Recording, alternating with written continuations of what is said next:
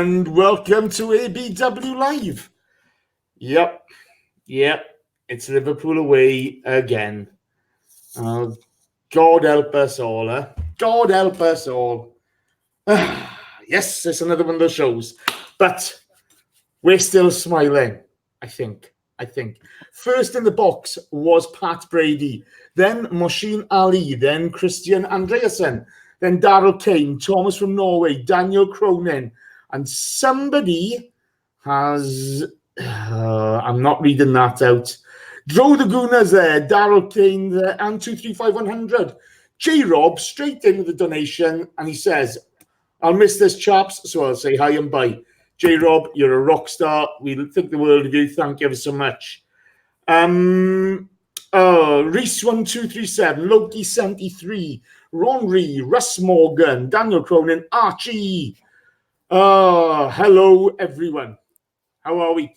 Corey Sealis is there. Gunnar Dread. Eric Newcomer. Brandon Jason Grosso. Thunder Road. Hello, all. How are we? Yeah, that's where we are. You're welcome to ABW Live, the Liverpool away game, where we got humped 3-1. The good thing about today is we have two great guests.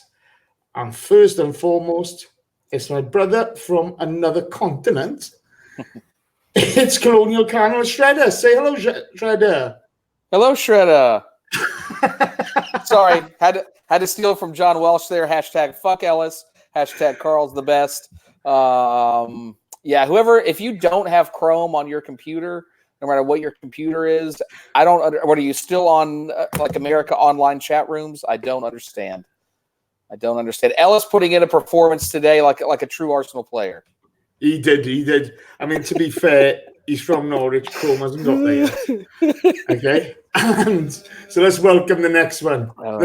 Let's welcome him. Fresh from saving lives in East Anglia. He is the hero of A&E and threatening to do sexual acts to Carl. It's Ellis Mells. Say hello, Ellis. Well, the temptation to come off mute then and just interrupt Jason, or both of you. I'm back here again. I think the last time I came on, we lost 4-1 to Chelsea. So 3-1, I'm getting better. And obviously I'm in a nice little Jason sandwich, a rose between two Jason Fawns. Oh, jeez. a rose between two pricks. That's what you mean. Well. hey, we can handle it. Daryl Kane smashes in with the donation. And he says, I think Emery overthinks at times. Still like him. That's fair enough. It's let's be honest, guys. It was never going to be easy today. You know, there was a lot of positivity after the last couple of results. But Liverpool away is never easy. And so it turned out. Jay, I want to come to you first, mate. Lineups. Like the 4 central midfielders. No Lacazette. Mesut not even in the squad. What were your thoughts? It was an interesting lineup there. I thought, I think my biggest takeaway from it, and I put it in a few of the WhatsApp groups that I'm in, and I thought it was a little early for Xhaka to come back in. It's a tough game, at a place that Liverpool has been really hard to beat, much less even take points away from at their place. So. Comes in at the base of that midfield. It's a diamond midfield. It was really interesting. Makes us a little bit narrow there. So I was a little bit worried going into the match about the fullbacks, and I'm sure we'll come on to that. But really happy to see Pepe get his first start as well. Again, a big stage for Arsenal's biggest signing, most expensive signing ever, to come in and try to make a name for himself. So it was really, really nice to sort of see that. And was really happy to see Ceballos coming in and starting another game and hoping he could have built off of his last performance at Burnley as well. But Anfield is always going to be tough, and you're at the home of the European champions. So it's a big task no matter who was in there today. I would have liked to have seen Lacazette come in as well. I think we understood we were probably going to be under some pressure, and to have him in there, one of really probably our only forward who can really hold the ball up with his back to goal, I thought that was going to be important, but it looks like I think we tried. I think the setup was to try to take the game to them from Emery, which may have been a bit naive, but you got to like the balls to try to go for it, especially away from home against the European champions. Yeah. Al, I mean, Jason just summed it up there. Going against the European champions. We'll talk about the game as we go on, but straight from the off, they came at us. The first effort came in the second minute. Robertson crosses from a good run. Firmino just misses the cross. There was lots and lots of early Liverpool pressure. They went for the throat early doors, didn't they? Yeah, certainly. And I think the way we played into their hands perfectly. Liverpool have got a quality record against us, especially at Anfield, and it's because they know how we play, and they've got a game plan that works against us.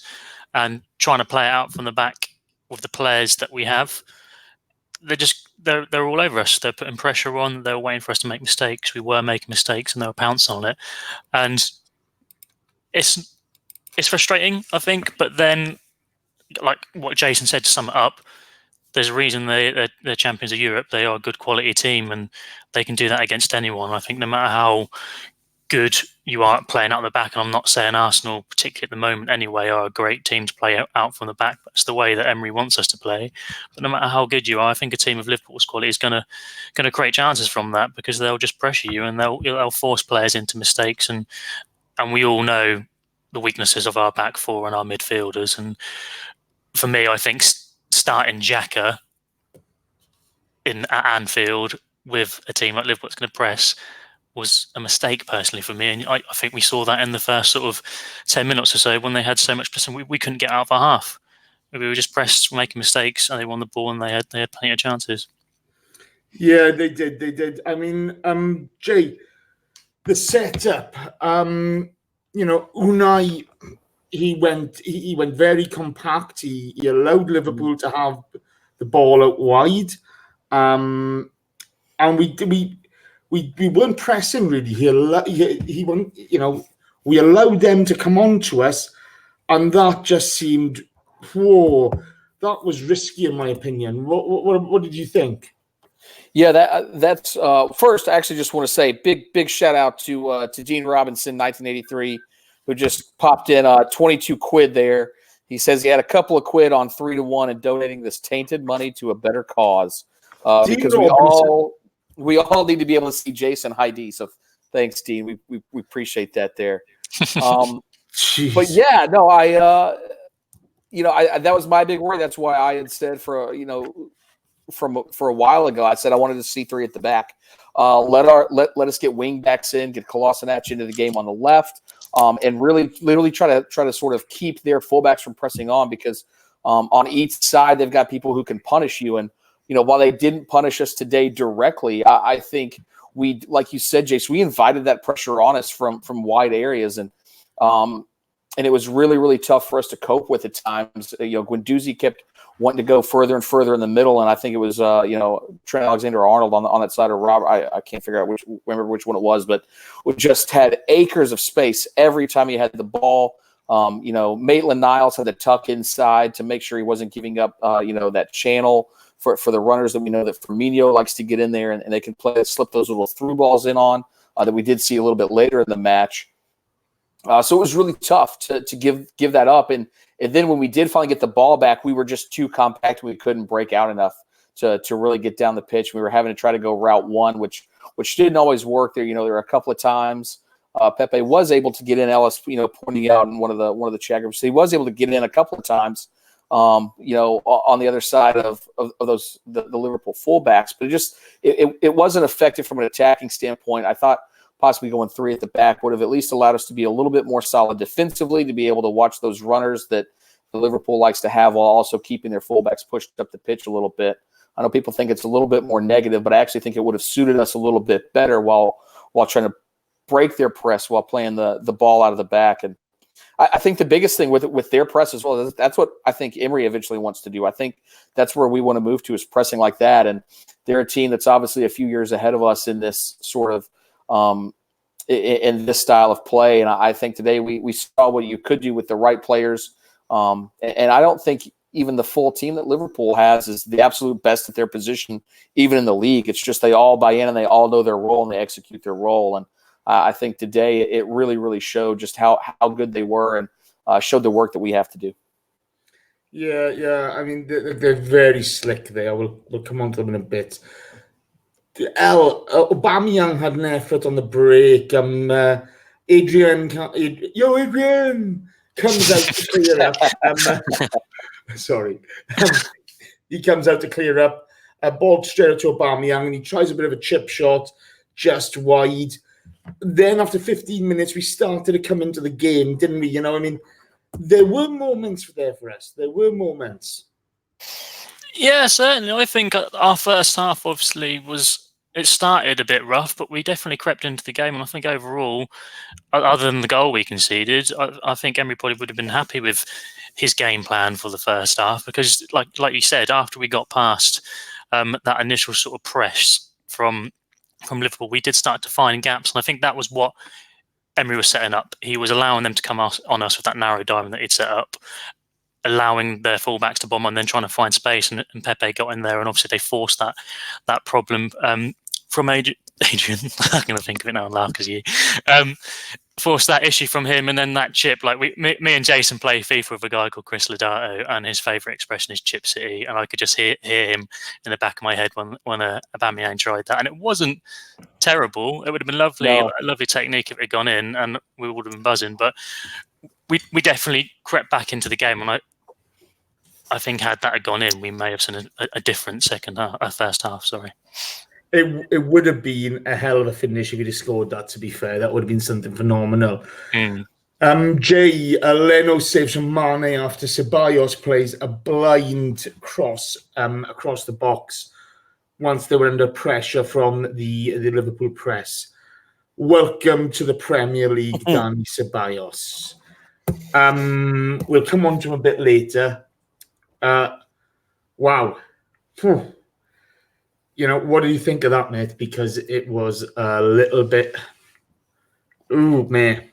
Yeah, I think I think he was like, well, we gotta try to do something to get a chance here, and just tries to do too much. And I think specifically early on, I put in the group, you said, welcome to the Premier League, Danny Ceballos, and I said, this certainly isn't at home versus Burnley, is it?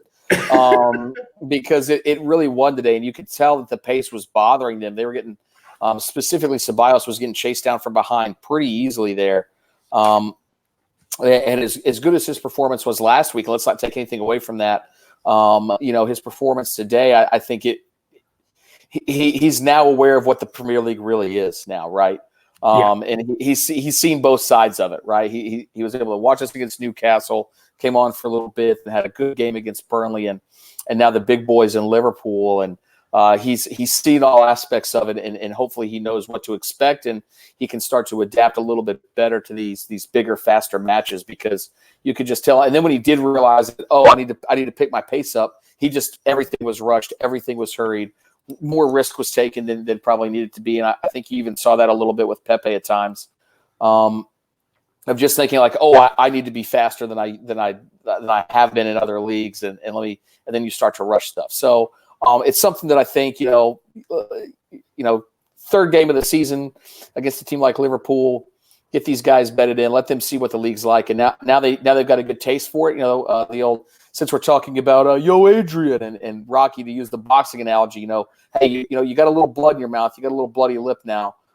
You can take a punch. Let's get up off the mat after this, what I will call a little bit of a knockdown, and let's go forward and start to throw some more punches at other people. Yeah, it's part of the learning curve. Willock, again, as well as Pepe and Ceballos. This is a team they played against today who, they've had the extra game against Chelsea. One, I know they only won on penalties, but, it's another cup. It all counts.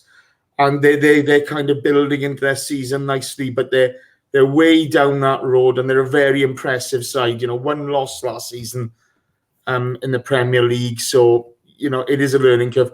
But I don't think Ceballos will have ever played a game with that intensity or that pace coming at him. It's one of those things that, it's a difficult thing to do, and I see a lot of people on the pop at Unai here, and everybody knows I'm not Unai's biggest fan. But what setup do you go with at Liverpool? You're damned if you do, and you're damned if you don't at times.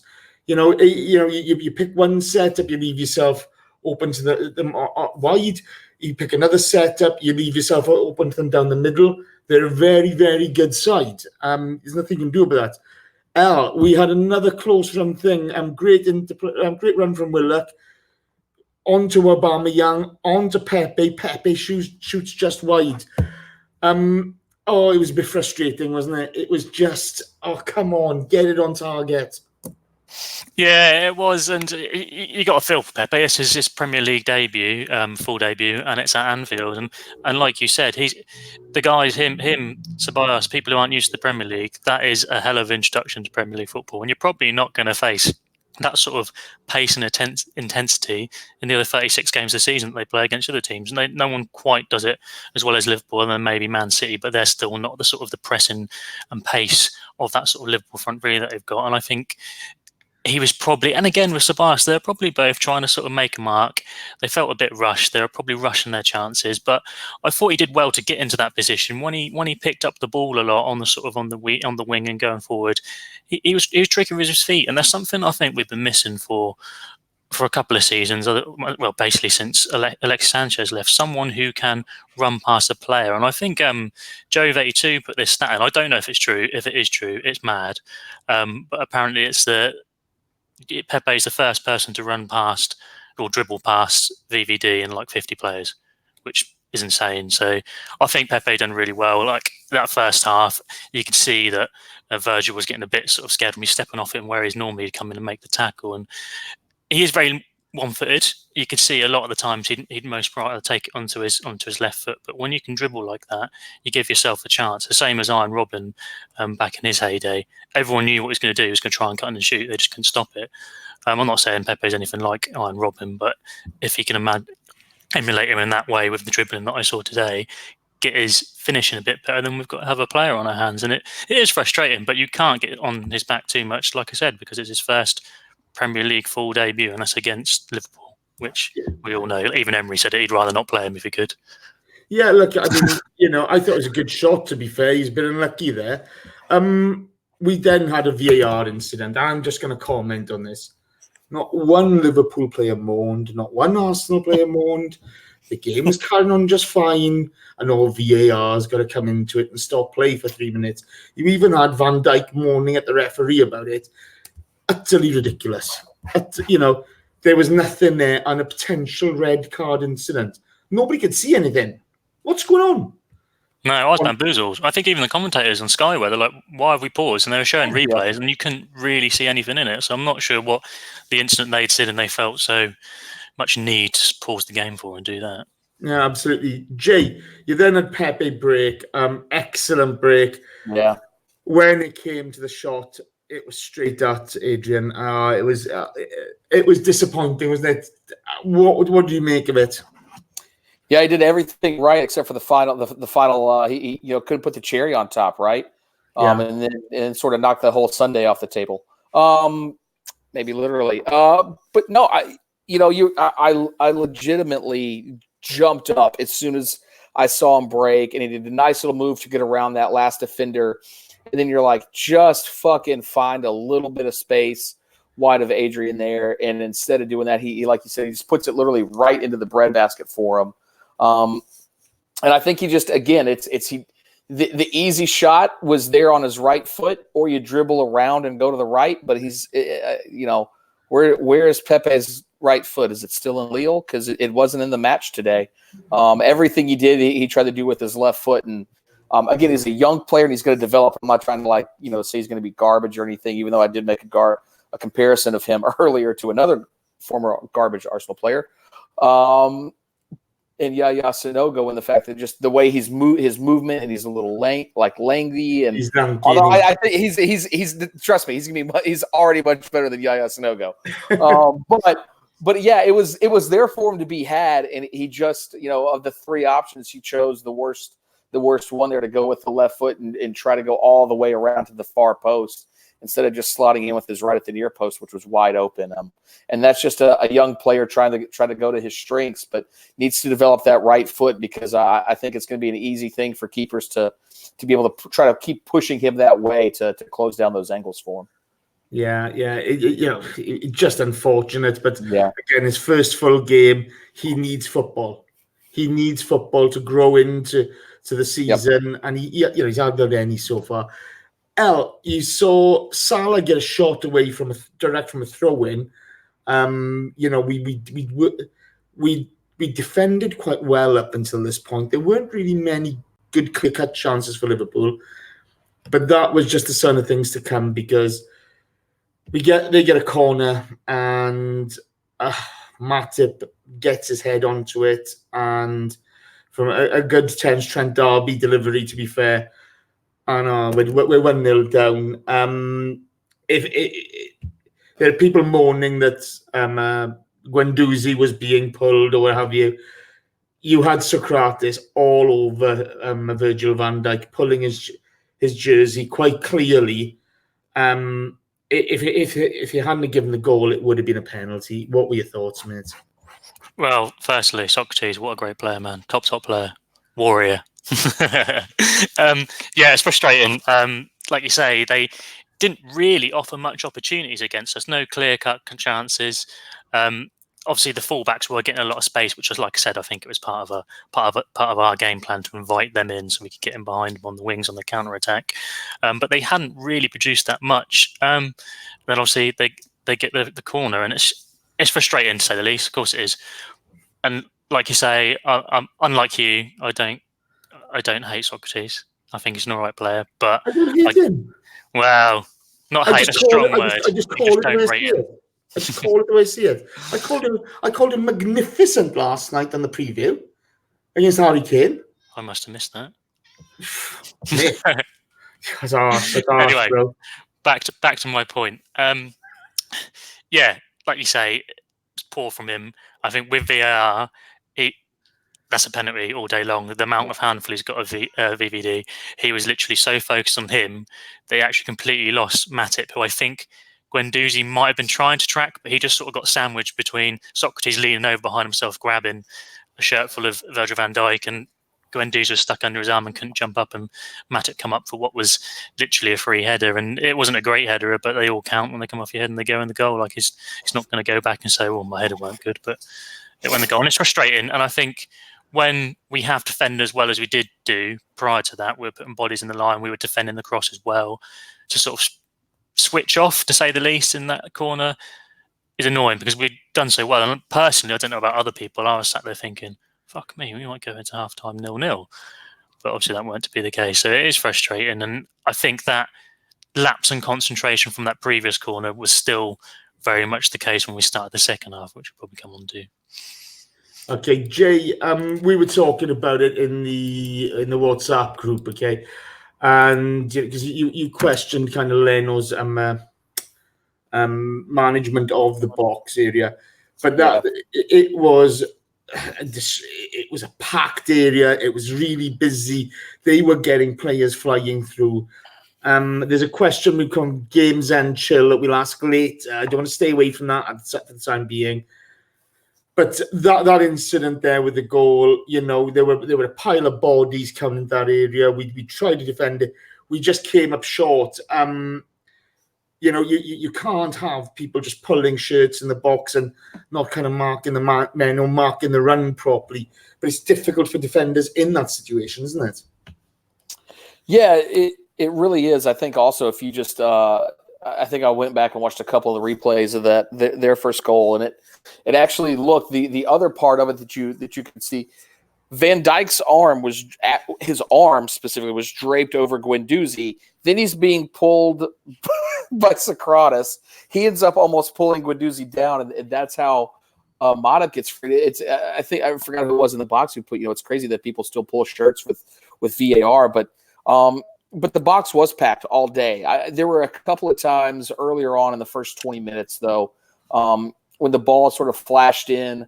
And I just would have liked my keeper to come out and grab that. And I've seen Leno grab those in the past. I think he was just a little hesitant, knowing how quick the runners are into the box for Poole. And it's something we haven't seen in the past. It didn't hurt us as much today.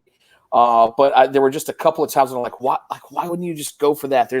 You've got a free 4 or 5 yards right in front of you. It's an easy catch. The closest person to you is a defender. Like, come out and claim that. And it just wasn't done. And I think that's more and more the modern keeper. I don't know. I can't think of another. David De Gea is not strong in the box. Like, it's not something that's taught anymore. That's one of those skills that's, I think, is being sort of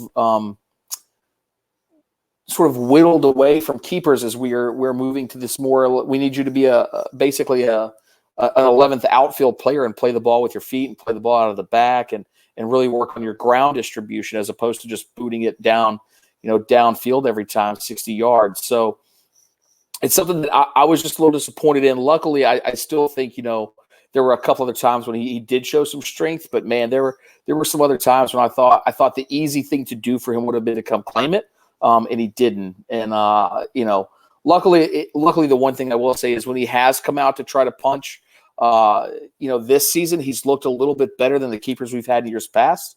Been a couple of times when he still whiffed a little bit, but it's good to see that he's trying to work on that side of his game a little bit. But today I would have liked to see just a little bit more there from him, because I think there was a couple of times when he could have just shown a little more strength and given our defenders a little more confidence. You're on mute, Chase. Thank you, Ellis. Amateur. Son of a bitch. I'm not being. What the hell is going on here? Hey, in any case, we then saw Luiz cut out a ball in the box. You had a lot of disruption in the box a bit later. Salah shooting wide. And then Luiz puts a shoulder move on, I think it was Salah. Oh, Mane, sorry, to stop him having a clear header. He puts one wide. Other than the goal from Matip from the corner, we had defended quite well, hadn't we? They were definitely the better team that first half. Let's make no bones about it. Okay, they dominated us. They loaded the box of players. They were fluid. They were very slick in the way they played. But we had defended okay, apart from that one moment. So it was really disappointing to go in at 1-0 down, wasn't it? Yeah, definitely. And like you say, we're not known for defending very well, and they are a quality team. And like you say, they're the better team for the whole game of football, let alone the first half, and obviously the second half as well. But we coped with them quite well, and I think that's something. I think a lot of people have been a bit negative about the result, but for me, there was quite a bit of positives you can draw out of that, and I think our defending, particularly the first half, not necessarily the second half, was overall quite positive. I think if you can cope with Liverpool in that way for a period of time, then you can probably cope with most of the other Premier League teams. And don't get me wrong, like, it's just shit to lose 3-1 to Liverpool, but anyone really before this game thinking we were going to get a result there? A draw at most for some people if you're proper positive, but yeah, it is what it is, and I think you've just got to take everything you can, and I don't think this harmed us too much losing 3-1 to them. But let's wait and see. That was the first half, guys. Chat box. How are you? Some very familiar names in there. Malik's in there. Archie's in there. Benares Hussein's in there. There's some Cleaver Kane guy in there. He's on the list at the moment. Don One's in there. Grant Wilbourne's in there. Thunder Road's in there. Hello all. How are you? Right. You know what time it is. Okay? There's 350 of you in this frigging chat box at the moment, and we got 63 likes.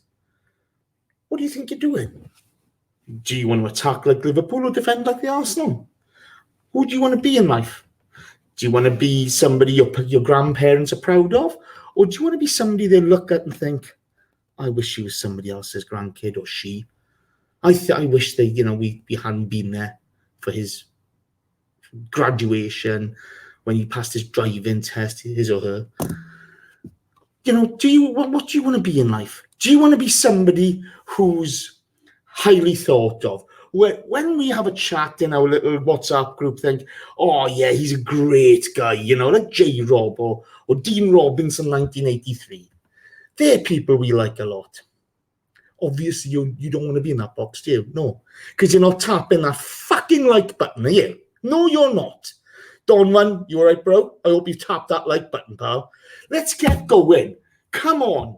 Smash that like button, please. I expect 120 as soon as possible, please. Aryan Hidari, John Welsh is not coming back unless we get 150 likes, actually. You know, get on it, okay? Let's stop messing about, okay?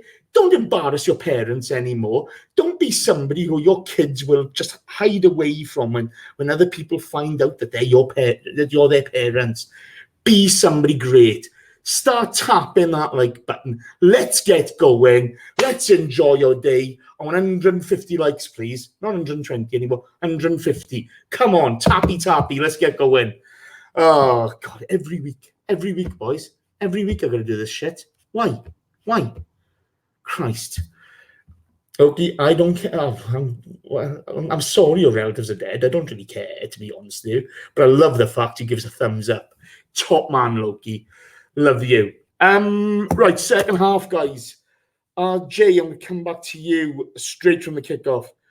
Leno has to save a shot from Fabinho, I think it was. They came out to finish it up, didn't they?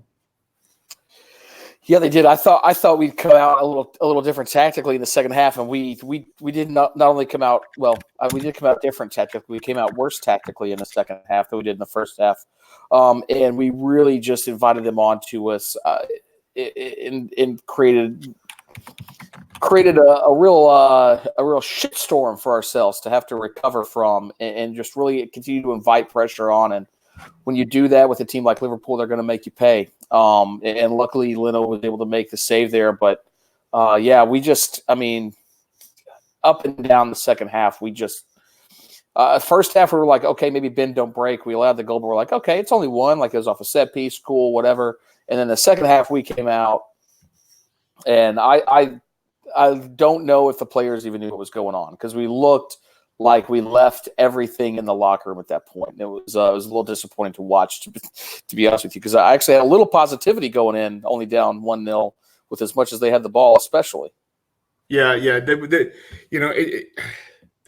are worse score lines that we've suffered at Anfield. Yeah.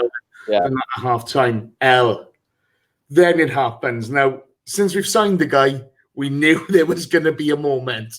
We knew something was going to happen. Alice, are you on your phone? No. You fucking well are. I'll let you on a little secret.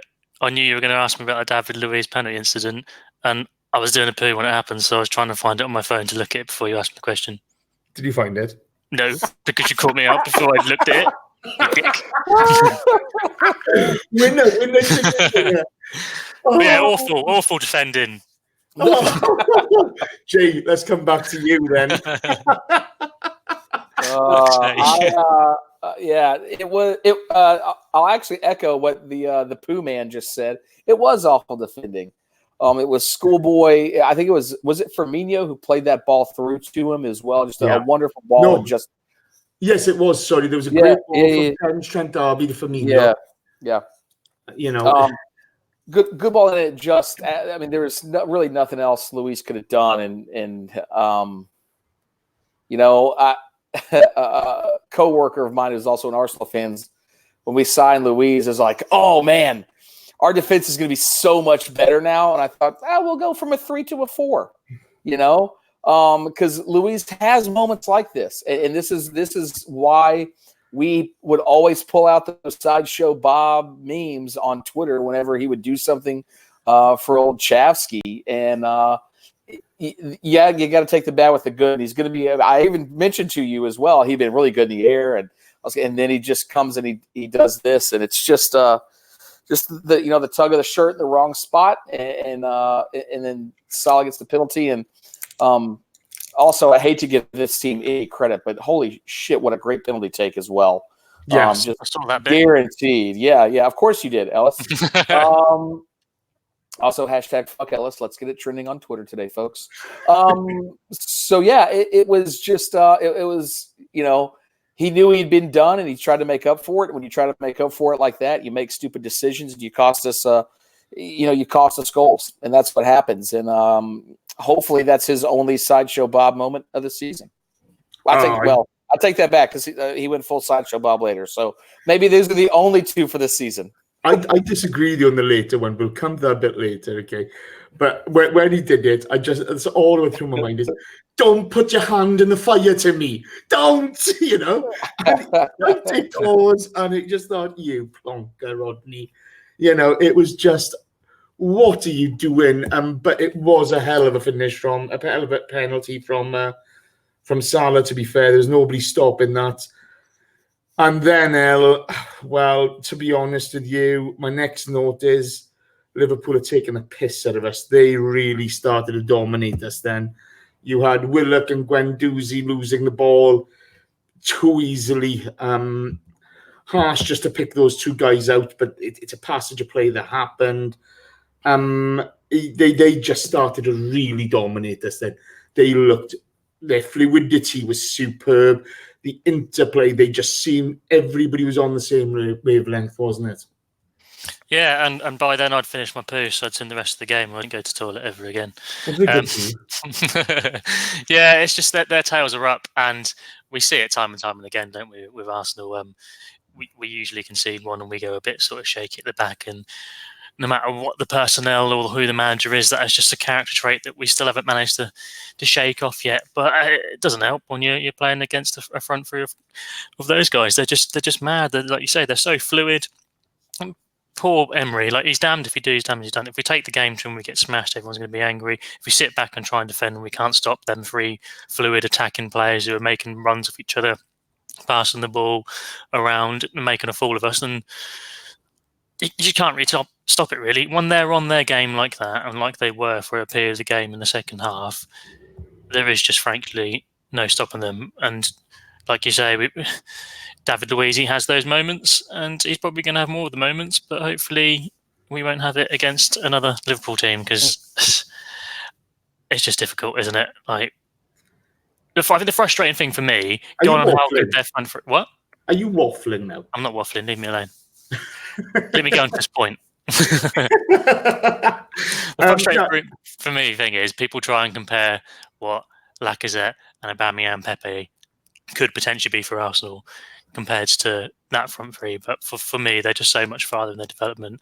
Yeah, it's just horrible. They're three really good players that are all on the same wavelength, and unfortunately, just sometimes you're going to come up against them and you're not going to have any answers to the problems that they cause you. Yeah, no, they were superb, to be fair. You're just watching them thinking that is brilliant, and it's unfortunate. They're still bin-dipping scum. But, what can you say? What can you say? They were good for it today. We did show a bit of fight back, though, Jay. You had an Aubameyang break, really good block from Virgil van Dijk. You saw Sokratis and David Luiz chucking their bodies on the line for some good blocks. But then the break from Mo Salah, turn, run and go and shot to score. He did David Luiz unbelievable. It's some great skill, to be fair. He sent David Luiz for a hot dog, right? And then I was really disappointed by Sokratis. He pulled out of the challenge. He could have slid in, done something, but he pulled out, which I thought he does too often. He didn't need to make a stupid challenge there. He just needed to do something, but no, he pulled out, and Salah with a great finish to put 3-0 down. What's your view on that, mate? Yeah, despite what the manager of the Pirates says, Mo Salah is a good footballer. And I know he wouldn't get into the Pirates team because that manager doesn't rate him, quote unquote. But he's a good footballer. And it was a lovely piece of skill to make Luiz commit and then be able to sort of check up and then go right around him. And Luiz just I thought Luiz's hair was going to come off at some point. Like, it was that bad. And then just acres of space, and Sokratis isn't quick enough to get over there. Xhaka's not quick enough to get over there. Then when they do get close enough, like you said, sort of nobody seems like they really want to put in a tackle on him for fear of getting another penalty, and then he just slots home pretty easily there.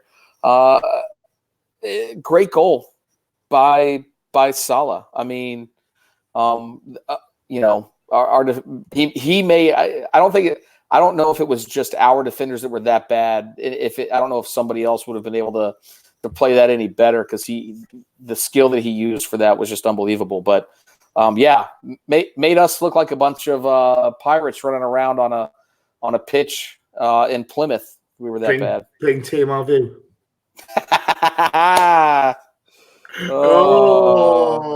They're my second favorite team now in England. Tamar View, by the way. They are. They're my number 2 as well. The Drift MCs in the box. The board of procrastinations in the box. My Uncle Nagendran's in the box. Malik's in the box. Hello, everyone. I've got 355 of you watching. I've only got 98 likes. What's going on? Seriously, have you lost the will to live or something? Tap that like button, please. Let's get going. Come on. The day's not over. The day is not over. God, crying out loud. See the shit they're going to put up with, lads? Honestly, it's terrible. Loki 73, it's not his birthday. That's disappointing. I was going to wish you a happy birthday. I would have enjoyed it. Happy birthday, Five. It's Five's birthday. Happy birthday, Five. Happy birthday, Fifey. K-Man 1867's in the chat box as well. Hello. He's always a good one. Then LSU saw Torreira come on for Ceballos. After all the plaudits last week for Danny Ceballos, which he fully deserved. He was wonderful last week. He came crashing down to earth with a bump this week, didn't he? He was, to put it mildly, he was very poor today. He gave the ball away way too often.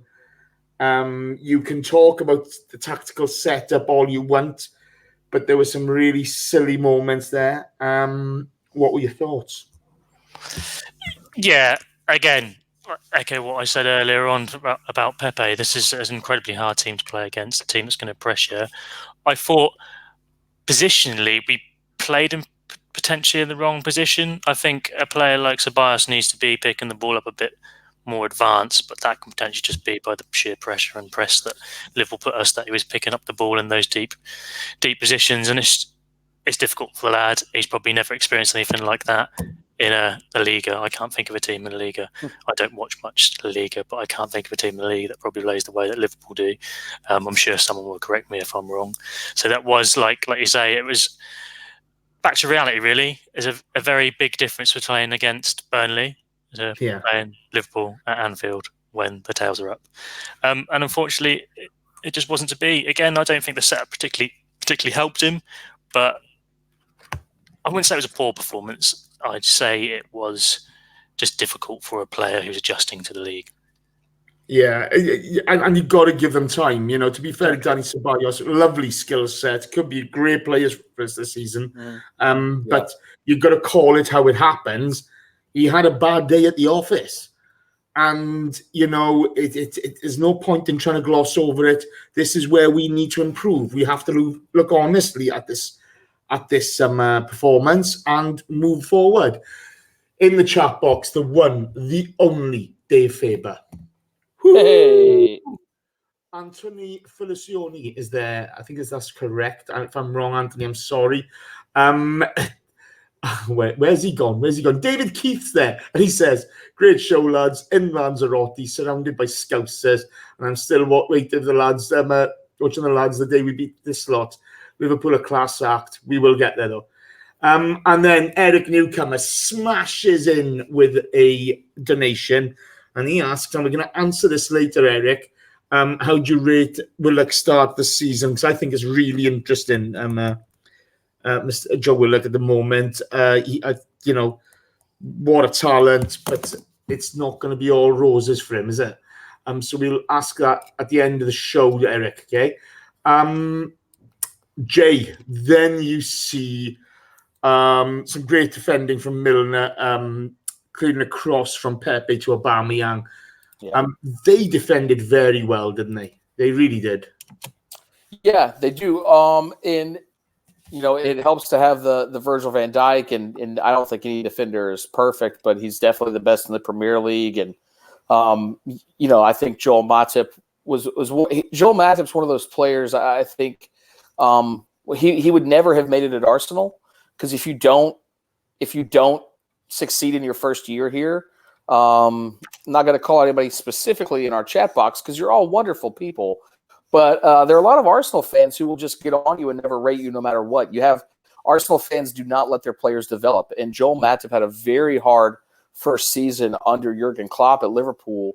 But Klopp kept his faith in him, and he kept him around. And I think today he had a pretty decent game as well. And the one thing where I think you see that really sets Liverpool apart from us is, I think we've got a lot of good raw talent. I think their talent's a little bit more developed than ours, but we've got a lot of good young raw talent that we gotta hone and shine those pieces of coal into diamonds. But they defend as a team. They hunt in packs. They press in packs. We press as one or two people at the most. We're not cohesive in our shape like you saw Liverpool today. And you saw everybody for Liverpool moving in the same direction at the same time. And that's going to come. I think that'll come with time. If we give Emery the time and he continues to develop the players like he has been, I think, I think we can get there. But this season's all about getting in the top four. We've got to make sure we're doing the right things on the pitch for us to make sure that we can start to defend these next few games and carry that on through the rest of the season. That keep us in games, in matches, and keep us in the top four, and then we can start to go out and really, really, really make a difference in the transfer market with that Champions League money. Especially after hearing what Josh Kroenke said about having to maybe not like completely change plans, but having to restructure some stuff due to not making Champions League. So, but yeah, that's Liverpool is as much as we don't want to say it, they're the model that we're looking at right now. They were the team who fell out of Champions League and had to struggle and claw their way to get back in, and look where they are now. Hopefully it doesn't take us as long, and maybe while we're on our way back up to getting back in there and being a consistent team in Champions League, we can win a couple of trophies and hopefully in a few years a league or something.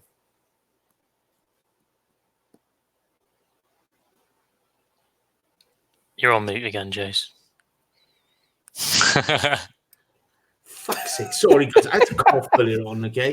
Oh, it's pathetic. It's not as pathetic. I got 412 people watching and only 105 likes. What's going on? I feel like frigging Josh Dorby on mute, honestly. I know Don won. I'm a tit. Sorry. Okay? I apologise, people. Crying out loud. I'm just like the Arsenal defending. It's pathetic. Switching off like David Luiz.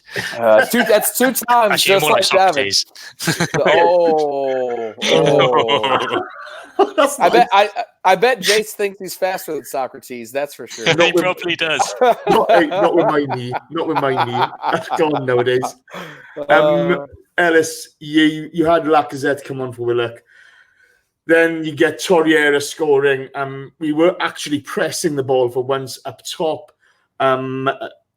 Good. I can't remember who was pressing. I'm not sure it was Aubameyang or not. I don't know. Ball comes out of Xhaka. Xhaka to Aubameyang to Torreira. Great finish from Torreira. We hadn't given up the ghost, had we?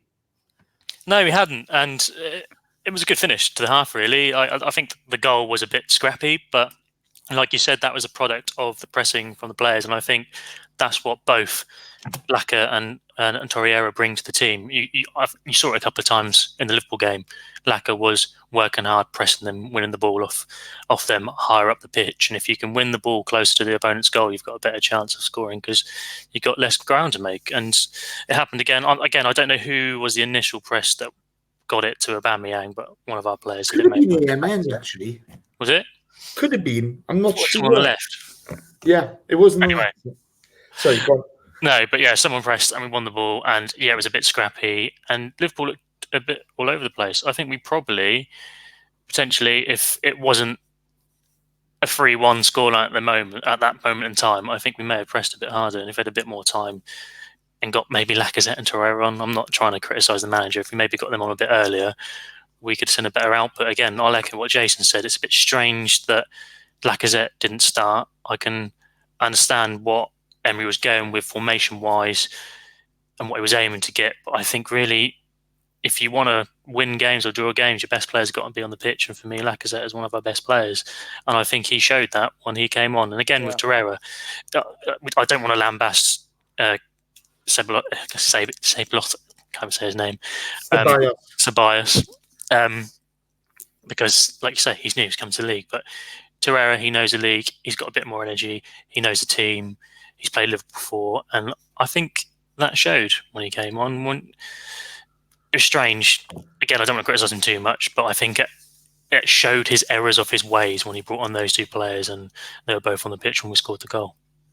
Yeah, I don't disagree with you. I think it's difficult, and I think, to be honest with you, whatever setup he'd have gone with today, it was never going to be easy. But to be fair to Unai, he's made a decision. He's gone with it,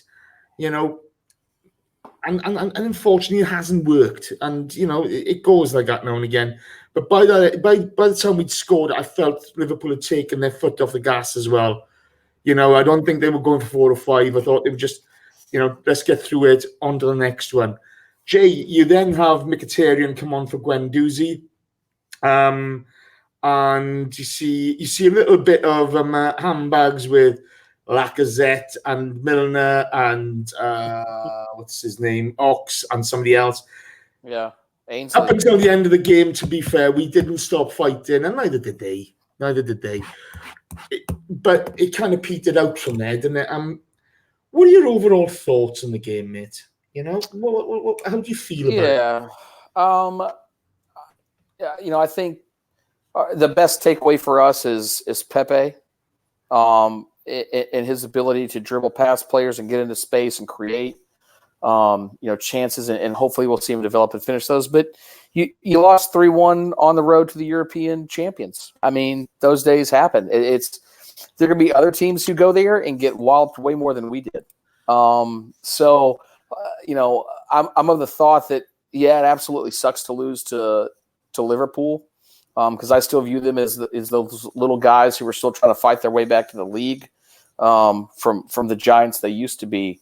But they're a better team than us right now. And I don't think it's crazy to say that. I don't think it's crazy to give them credit where it's due, because they've fought back and done a really good job to get back to where they are now, with making the right moves sort of on and off the pitch. And I think we're going to get there, but days like this are going to happen when you're bedding some new players in, and you take them on the road to Anfield. And hopefully what we can do is we can continue to learn from this and grow from this. And I hope that the players get 35 hours on their USB drives of video to watch from this match to go on and improve. And because we've got another tough matchup coming up next Sunday. Next Sunday's the big one. It's the big one. Yeah. So we hopefully we learn from today and can and don't repeat the same mistakes that we did today. Yeah. I'm just going to read out some stats to you now, okay? Because I think this is quite important. Liverpool had 52.8% of possession, as opposed to our obviously 47.2. Shots on target, 5 for Liverpool, 3 for us. Total shots, 25 for Liverpool, 9 for us. Okay. Touches, 736 versus 717. Passes, 548, 496. Tackles made. Liverpool made 24 tackles. We made 15. Clearances, they made 9. We made 26. Corners, 6-4 to them.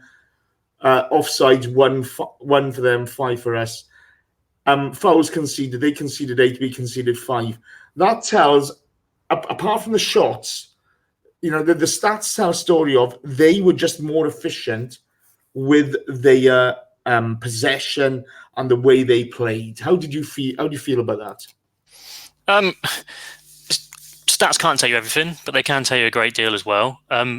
Like you said, other than the shots in total, they only just edged us in most of the things. And if you look at it that way, that's a positive outlook. That shows that they are probably, like you say, they are better at creating chances. I think we did well defensively although they may have had 20 odd chances, they didn't have that many in proportion on targets. That meant that we blocked a lot of shots or forced them into shooting wide, which is good from a defensive point of view. Tackling wise, we made the same, and it makes as much fouls as them. So that's good. And I think if you take away the stats and just look at it in general, I know I had a bit of an argument, a bit of Barney with Carl saying that it's not progress, but for me, I think to actually see, although like we've mentioned, and again, don't want to lambast them too much, there was a game plan that was quite obvious to see. That may not have been the right game plan or the right personnel for that game plan. But it's good to see us actually go to an away game in the Premier League against top six with a game plan in mind, where we haven't really seen that in the past, or if we have, we haven't seen it executed well enough.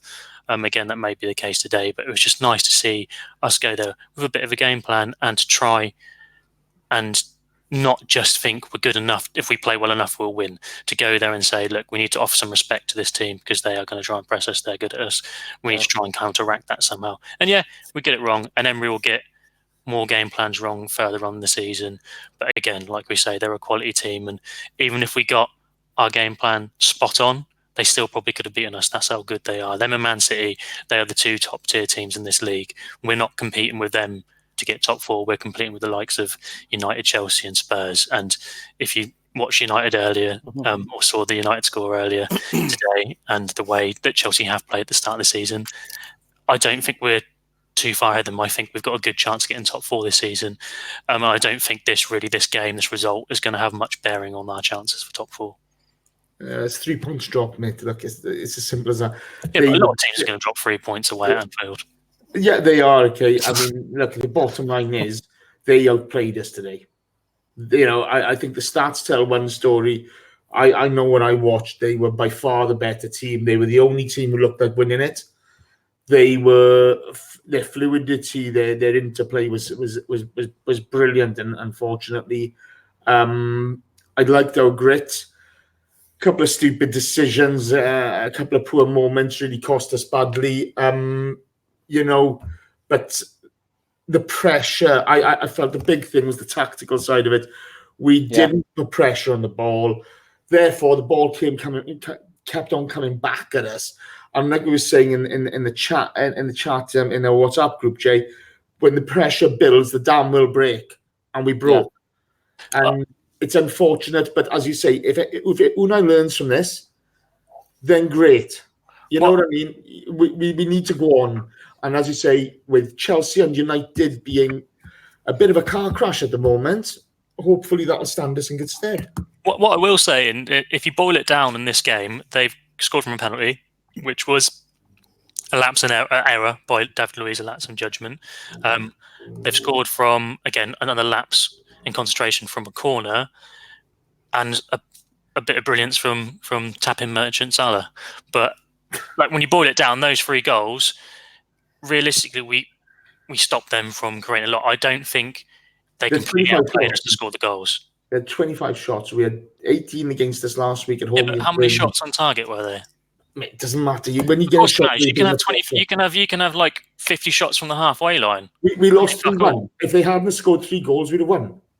I don't buy that argument. I do apologise. I just don't buy that argument. That's fair enough. I'm just saying, from a point of view, they beat us 3-1. They beat us well today. And that's it's 3-1. It's 3 goals. I'm not saying they didn't beat us well.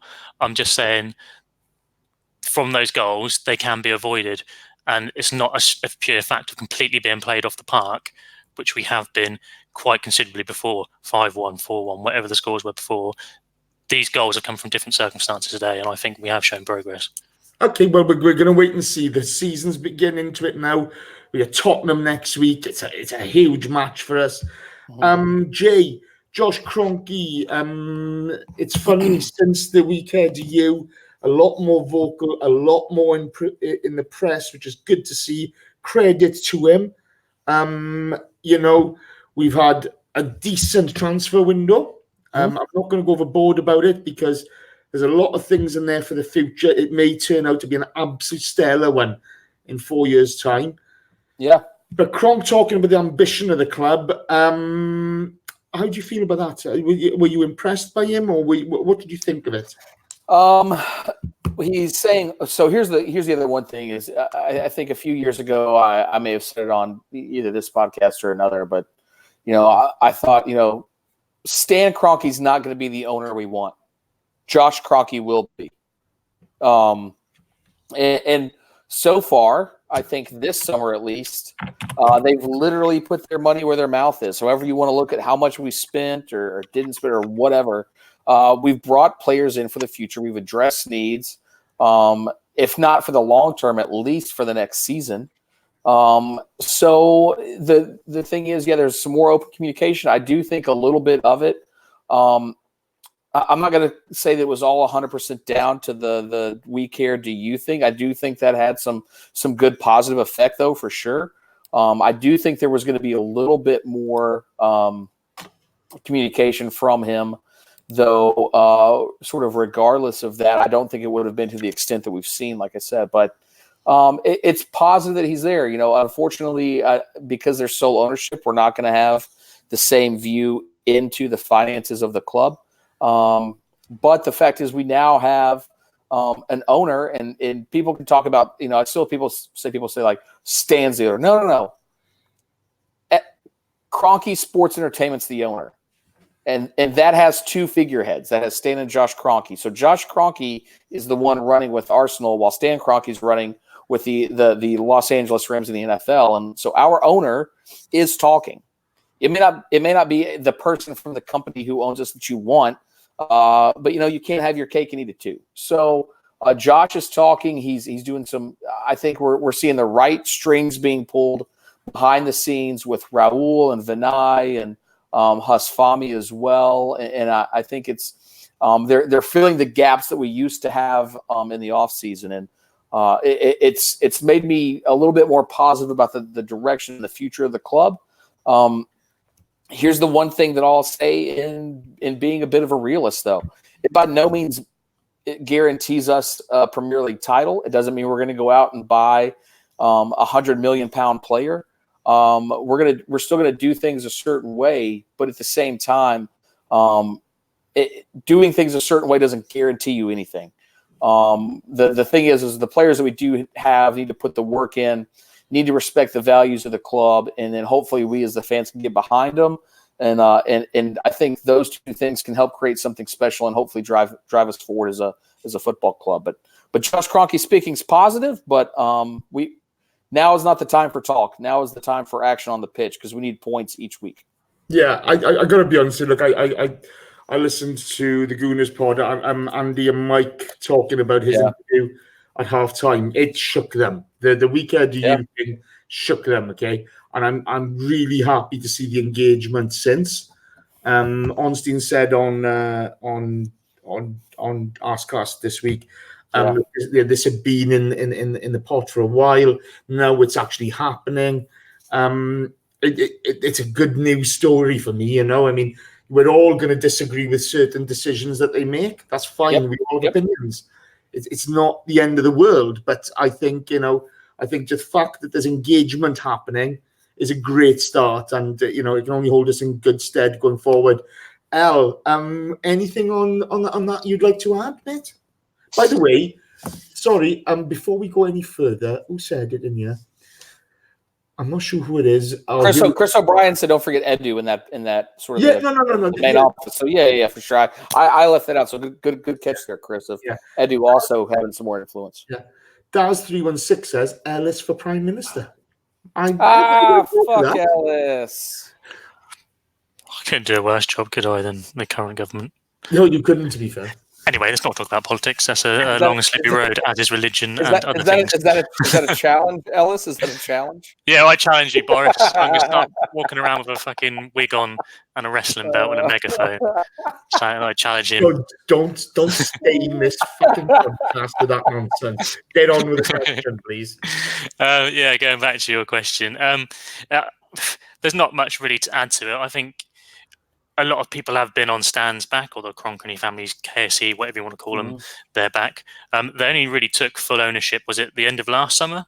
Yeah. So I think this really represents them putting in place what they want to put in place and trying to run the club how they want it to be run. For me, I think this transfer window is a positive. Whether you believe the sums that are going around the media of how much we had to spend or what, well, it doesn't really matter. At the end of the day, for me, this is the first time in a transfer window where I've seen, or everyone can see, because they always have been able to see where the weaknesses in the squad were, and the club have actually tried to address those weaknesses. Rightly or wrongly, they might work out bad. The players they brought in, they might not. But at least they've tried. In previous seasons before, we've had issues or areas we needed to address. And the excuse was, if they're not top drawer, we're not going to buy them. At least now, if plan A or plan B fails. I heard that of somebody else in the past. I heard that of somebody else. Who was that? Was that Emery when his we conference? will only bring in players. We will only bring in players that improve us. Yeah. What about David Luiz then? That's fair enough. You can bring players in that improve you. It's just not going to be the scale to what might be your plan A or your plan B. Your plan What, C. you mean we're not going to buy Messi? Yeah, we are. Oh, He's not here. No, I think you got a point, Nathan. Look, it's just straightforward, but I got to troll you with that one. Right, Yeah, let's we go leave it to the questions. So, Dean Robinson, the magnificent Dean Robinson, thank you for that donation. Tainted money, that's the first thing in the box. We are going to mention the donations, J. Rob, Daryl Kane, and Eric Newcomer a bit later. But Game Zen Chill asks Jay, should Leno have come for a punch at the first goal? I don't know. It's you can see him coming, you can not see him coming. I think it was a little far out, which is probably why he stayed on his line. He's got technically had two defenders right there as well. Tough call. I'd probably say no. That was no man's land. That's no man's land. Yeah. It's a tough call. Again, you want your keeper to be commanding, but you don't want him to be rash, right? Yeah. It's difficult, isn't it? You know, I mean, you know, you look back at the goal and you think, oh, if you'd have come out. But when you look at that, as El said when he was talking about the goal, you know, there are four players mauling together there. You've got to be lucky to get a clean punch on that, haven't you? Yeah. Dom Lloyd asks, and I'm going to answer this one. Can we all take a moment to laugh at United, please? I like that. It should make us all. The only problem with that goal today was that I literally sat Van Aanholt for the first time this season in fantasy, and then he goes off and gets 10 points on my bench. I don't want Unbelievable. So why don't you put Salah and other Liverpool players on your bench? I don't have any Liverpool players. You don't have any Liverpool players? No, I don't. I also don't have Tottenham players. I don't this season.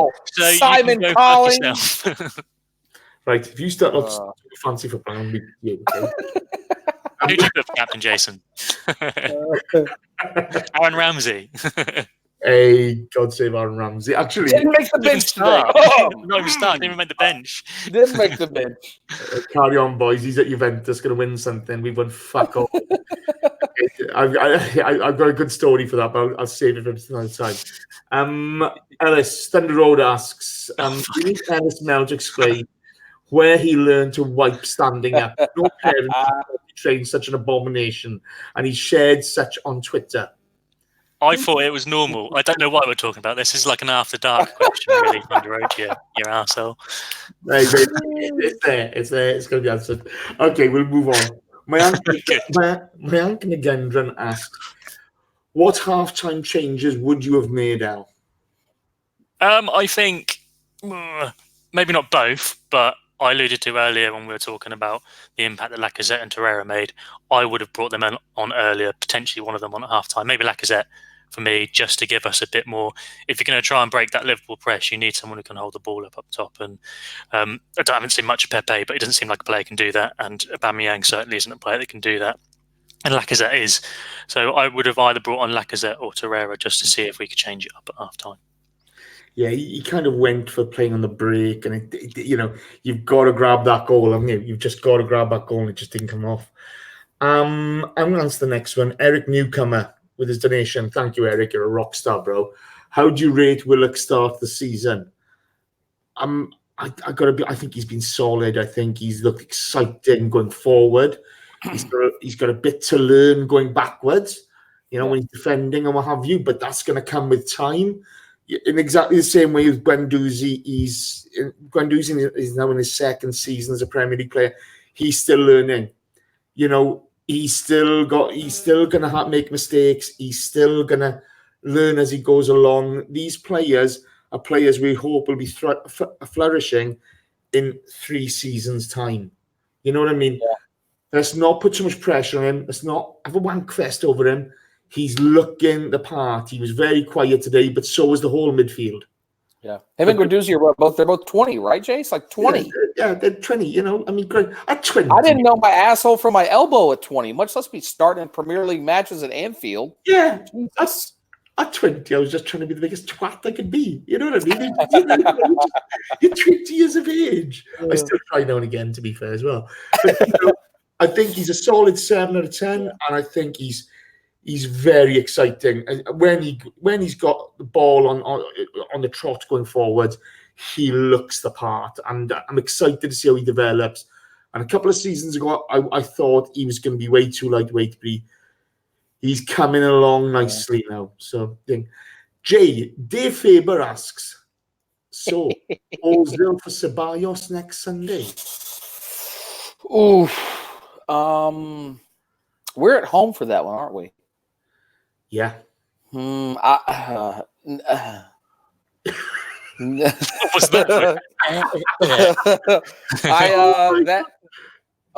hasn't played a minute of football since preseason. Yeah. The North London Derby is not the place to bring a guy who has not played a single minute of football this season into the Lions' den. Maybe as a sub, you keep him on the bench, let him come in later. I think Ceballos, like I said, he's got a little blood in his mouth now. He knows what punches can be thrown.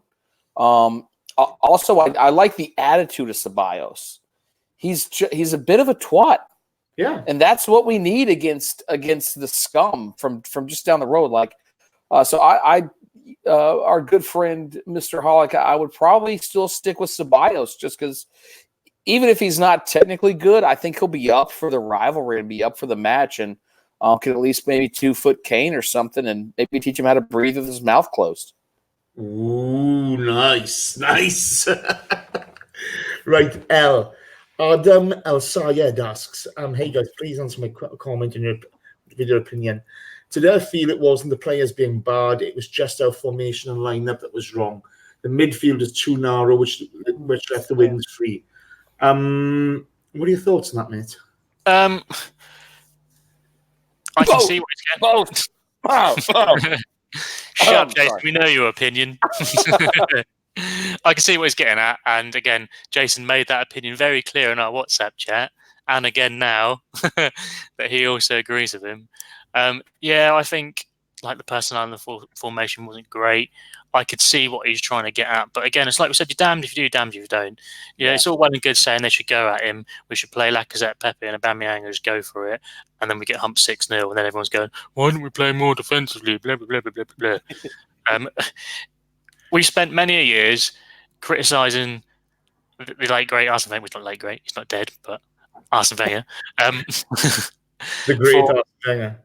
Not adjusting his team. You want to say, great, all right, I got it. Sorry. Adjusting his team to the opposition. And now we're criticising our current manager for doing exactly that. Yes, he got it wrong, but he will get it wrong. Our managers do get it wrong. Even Chris's favourite manager, Pep Guardiola, gets it wrong from time to time. Yeah, they do, don't they? And to be fair, he's gone out there with a game plan. We've been beat, fair enough. To be fair, he's had a go today. I'm not going to slag Unai off for that. David Keith asks the next one. Lads, I'll answer this one. What's going on with Ozil? Is he surplus to requirements? Surely a man with his potential should be on the bench. I think he'd be on the bench next week, Dave. I think the problem is with everything that's gone on, I don't think Anfield today was the place to have him come on the pitch, to be honest with you. I think it's one of those where, it's just give him a bit of time, bring him back in. We may see him next week from the bench. I don't think he's going to start, as Jay said. But, let's be honest, there's been a lot happening in him and Kolasinac's lives. And you can talk about, individuals all you want, but everybody's different. They're very different characters. They'll handle things different ways. I think I'm hoping the club and Unai are managing this properly. Ozil looked good in pre-season. Hopefully we can get something out of him this season, because after last season, we really need him to contribute to this team. I'm Dave Faber. I'm Colonial Canon. It's Torreira, not Torreira. I've stopped calling him Torreira now because I wound that prick up from last season enough, and now I'm calling Torreira again. That's the way it goes. Jay, Banaras Hussein asked, why was Lacazette dropped? The only thing I can think of is maybe that knock he picked up against Barcelona is still maybe nagging him a little bit. And maybe tactically Emery thought that, let me get my two fastest runners up the pitch with Pepe and Aubameyang. And then I can bring Lacazette on. But I would have loved to see Lacazette start again. I have mixed feelings about the person I'm about to talk about. Leave Chris at one point. Not Chris. Not Chris. There's no mixed feelings there. He's a twat. So the guy who I actually said I missed today, I did not tell this to anybody, but I was like, this is a match made for Olivier Giroud up top. A big center forward who you can lump it up to. He can pull the ball down, win the ball in the air, and then you've got a guy like Aubameyang to run off of. This match today, if we continue to play the ball upfield in Route 1, would have been suited for Olivier Giroud to hold the ball up for us. And we don't have that player anymore. We don't have that tall, like aerial duel winning center forward. And so I think we thought, let's just, if we can put the ball into some space, let's let our fast guys run onto it. But Alexander Lacazette, while he's not the tallest, is really good with the ball at his feet and his back to goal, and can involve people running past and near him. And I think we may have missed that a little bit today. We may have missed a little bit of Olivier Giroud today as well. Not that I think he would have got a goal or really changed anything for us a ton, but he could have been an outlet option for us that we currently don't have in the squad. All right, we'll see when Chelsea play Liverpool if he managed to have impact at all. I think he just likes he's a very pretty man. I liked him because he was actually an underrated center forward for us who actually did a lot more than people said he did. And if you go back and watch the matches, you'll sort of start to realize that. Other than that game against Monaco where he actually had an absolute stinker, and the games where he didn't score for like 10 games on the trot. Okay. Look, he's a Chelsea. Yeah, and he plays for Chelsea. Fuck him. That's why I said I have mixed feelings about him. Hey, to be fair, okay, him and Theo both for 100+ goals for the Arsenal. Credit to them both, okay? Don't worry, Eric Newcomer, we're not finishing on missing Olivier Giroud. We may finish on, I've only got 125 likes and there's 440 fucking people in the box. What's the matter with you people? Do you need help? Do you want one-to-one fucking therapy or something? Press the like button. Get on with it, for crying out loud. Shit, I gotta put up with, I gotta watch this show, this shit, lose 3-1, the bloody Anfield. I hate the fucking bin dippers. They're like rats. They'll all be texting me now, and I'm going to work Tuesday, and they'll all be giving me grief. And I only got 125 likes. For fuck's sake. Get on with it. Right, sorry, Ellis. Don One says, controversial opinion. Never say controversial opinion, Don One. It's your opinion, and it's fine. He says, the Liverpool defence ain't great. They just protect the defence with a high-pressing game. Mm-hmm. That's the one thing we didn't do today, Al. We didn't put pressure on the ball anywhere until we scored the goal, to be honest with you. What's your opinion on that? I don't think that's a controversial opinion at all. I think that's a very good observation. Obviously, VVD is a very good player defensively. Their two fullbacks are very good at getting forward. They can definitely be got at, and unfortunately, we didn't have the quality or the right formation or whatever you want to blame it on to beat their press. And I think they spot on, really. when you've got a team that, like you mentioned earlier, Jason, that hunting packs that work well together, press as a unit, as a unified team, you are going to protect your defence more. We don't do that. We can lambast Sokratis, we can lambast Luiz, we can take the piss out of all of the defence. Yes, we all know they're not that great as a defence, but maybe if we protected them a bit better, considering they are probably a weakness for us, we might concede less. So I completely agree with the opinion. I think it's good. I think it's a great point, Kate, and I think both your opinions on this. Since Emery's been here and since before, okay, let's not make this about the manager, but just about Unai. But we've never really put pressure on the ball, whether it be up top or in midfield. Do either of you see that changing this season? I was waiting for Jason to talk, but I'll jump in. I was waiting for Ellis to talk. Yeah. Well, you decided to get plugged all of a sudden. Get on with it. When did that happen? Yes and no. I never really know of Unai Emery, what he's going to play, what sort of formation he's going to play, how he's going to play. I still don't think we really have a set team or a set way of playing. I think we can play it. Lacazette has certainly got in his locker, and he's done it time and time again for us. Pepe, from what I've seen of him from my YouTube scouting, can do it, and Aubameyang's probably got the ability to do it as well. The only person I'd probably say is not in our squad who can do that is, for me, and again, I don't want to lambast him because I know a lot of people like him, Xhaka. I don't think he's got the mobility enough to play that pressing game. But what I will say, our midfield now has a lot of players, Joe, Willock, Torreira, and Ceballos, I can't even say his name. Ceballos. Those players are mobile, and if we are trained and drilled well enough, I think we have the players to be able to do it. Whether we will do it is another thing entirely. Okay. Jay, anything to be said in that? I think the one thing I'll actually counterpoint Ellis is, I think we do this season. We now know what Emery's going to do. He's going to go 4 at the back.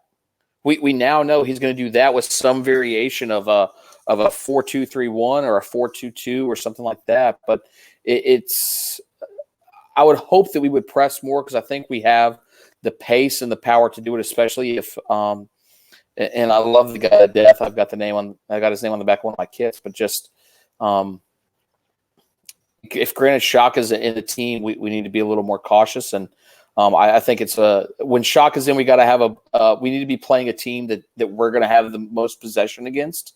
And teams that are a little bit more mobile, we need to have Lucas Torreira in beside Guendouzi. But I think eventually we may get there. I think that's where Emery wants to go, but we're still trying to institute a couple of the things right now before we get to that pressing aspect. Yeah, the thing is, I see Xhaka getting a little stick at the moment, and the problem we've always got is when you watch Xhaka and Ramsey together last season when we played 3 at the back, they're fine. They're fine. They know each other's game. They're able to do it. You've got a B to B. You can get up and down. Xhaka's allowed to do his little thing. We look a lot better. Xhaka's, he's played, 2 games so far this season. He's getting a lot of stick for... No games. He's played... This is his first game. Sorry, that's his first game. Yeah, so, he's getting a lot of stick. And to be fair, I thought the whole midfield was poor today. I don't think Guendouzi was great. Yeah. I thought Willock was bang average. Ceballos was nowhere. And to be fair, if Xhaka had done what Ceballos had done today, he'd be getting spades. Okay? Yeah. It's just the way it is. It's just the way it is. You got to give these guys time to gel together. So that's a big thing. I'm going to answer the next question, and we've got a question for all of us, and then we're done. Marcus Rogers, why would you play out from the back when you get 2 speedy strikers up top? Or wouldn't why you play out? I'm sorry, I can't really make it out. I think the thing is, Marcus, the problem we've really got is we're not getting that long ball in quick enough. Yeah. We're not, if you've got those 2 guys, they need to be drawing the Liverpool out to a higher line and then bang, getting it over. We didn't execute well today. A lot of that was down to Liverpool's pressure on the ball. And a lot of it is down to us taking a couple too many touches. If you look at Guendouzi, he's got a really nice passing range and he's going to improve. He's going to get better. But we didn't execute well today, and I think that's our problem. You can play it from the back. Once you've beaten that first press, if you beat it, you've got space and runners to play into. It's not rocket science. You've got to beat it first time. We need to improve our movement off the ball, whether it be if we're playing up top or playing out from a goal kick or anything. We have to improve that, because you look at Liverpool's movement off the ball, it's phenomenal. But we'll get there, I think. Well, we're going to try to get there. And last question of the night, guys. Eric Newcomer asks, is next week must win? How bad would the shit hit the fan if we didn't? Ellis, to you first, then to you, Jay. I don't know if it's a must-win. It's a game. I think the shit will hit the fan if we lose, definitely. But I don't think it's the end of the world if we do lose. But it's one of those games that, when you look at the fixtures, is the one game you hate to lose. That, especially at home to Spurs, you can go away, can't you? Fucking. Has he knocked himself? Now you're muted, Ellis. Now he's muted. Now the cat. You muted yourself. He actually muted me. What a dick. His pussy muted him. That cat is superb. You're a dickhead, Stampy. That's it, you walk away. Anyway, I was saying, I don't know how far I got before he muted me. It's just a game that we can't really afford to lose, especially after losing to Liverpool. Losing to home to Spurs would be disgusting, and I think it would put a proper downer on the start of our season. So for me, it's a game that we can't afford to lose. We have to at least get a draw, but I hope we'll win. Yeah, my dad's going with me to the game, and he hasn't seen Arsenal lose at the Emirates, so there's a good luck charm for you all. Oh, you've just fucking gone and said it. No, you twat. Just had to say it. Why do you have to say it? Why not just go there silently and think, yeah, it's fine? No. Jesus. I believe in his power. I believe. Jay, carry on before we abuse people. Yeah. We don't want to get too far down that R. Kelly rabbit hole. So I 100% think that anytime you play your biggest rival at home, it is a must-win, regardless of points or anything. We need to show Tottenham that they are actually still just pieces of shit, and I am tired of not celebrating St. Tottenham's Day. And so we must finish above them, and we need to take full points from them at home with this side, and I think we can, and I think we will. The other good thing about this, that I think is the fact that it's a wake-up match for us. And I think we will respond well. So hopefully we go in, go home. We literally take it to them. We teach those window lickers what football is, and we just absolutely shellac them. When you look at last season's games, I'm gonna mention them again. Ramsey and Eric Dyer, and then this is my ground. Yeah. What that sort of stuff does for the fan base is unbelievable. All around the world, people start abusing Tottenham, and it gives you that sense of joy, and it, to win 4-2 the way we did last season, to watch Eric Dyer's face at the end of it, there'd been some handbags, there'd been everything. You have to go out with a mentality to win, because if you're going out to draw that game, or you're just, let's hope we don't lose or whatever, you give up all hope. This is Derby Day. And I don't care if you're playing the village, the Tamar View, the Pirates, or anything like that. You have to go with the right mentality. Yeah. What's going to happen is going to happen. But let's go after them. Let's go for their throats. And, it would be nice to see us do those fuckers over. That's it. To everyone in the chat box, you're fantastic. Absolutely fucking epic. I've only got 128 likes, mind you. That's a bit shit, isn't it? Yeah. Should be fucking ashamed of yourselves, shouldn't you? Honest God. Ben H. Oh, hi, how are you? Have you tapped that like button? I'm not sure. I'm really not sure. Boys, if you haven't tapped the like button, get on it. Let's go. Come on. To everyone who's contributed, if you've missed a question or anything, I do apologise. It doesn't look like we've got using new software, and I think there's a few questions missing, so my apologies if we've missed one. We're still learning on this. Massive shout out to J. Rob, Daryl Kane, Dean Robinson, 1983, and Eric Newcomer. You guys are absolute rock stars. And they said rat stars for some reason there. Not your rock stars, lads. Thank you for your donations. It's ever so much appreciated. You know, we think the world of you. Thank you very much.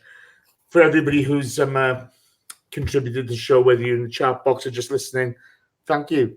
If you're listening on iTunes or any other, what do you call them? Platform. Thank you. On any other platform, we do appreciate you supporting us by listening. Thank you ever so much. If you do want to join the live chat, subscribe to the YouTube channel. Click on the bell, and you will be notified whenever we go live, okay? We're looking forward to a good season. Yep. Next week is going to be massive. Fuck, my ass is going already over it. You know, it's. I always get butterflies. It's just. I was fine until you literally just said that, Jace. I was like, shit. I hate them. Unless you're able to play in something, watching it is just so witless. You know, you just can't contribute, can you? There will be a podcast. You can't contribute. You can go to the match and you can sing your fucking heart out. Ellis, that's for you. So do it. Yeah. I'll do it. Promise. So there will be a podcast this week. Danny hasn't organised it yet because that's the way he rolls. We will have a live show. He does roll. Yeah, he does. Him with his piss flaps. Oh, mate.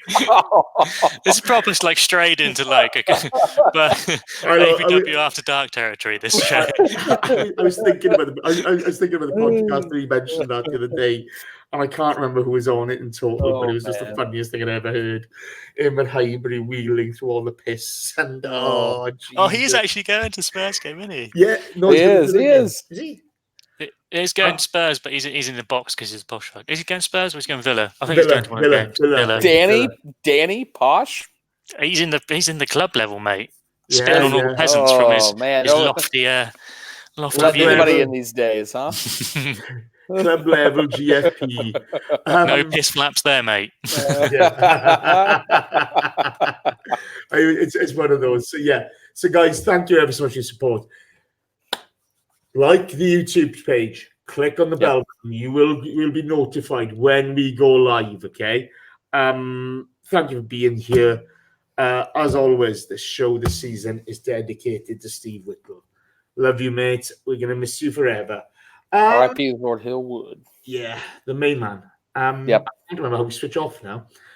Dan, thanks for your support today, mate. And without you, this would have been a car crash. It probably is anyway. Jason, switch this shit off. Me? You're Jay. You're the Jace that can switch it off. I can't switch it off. I've lost it.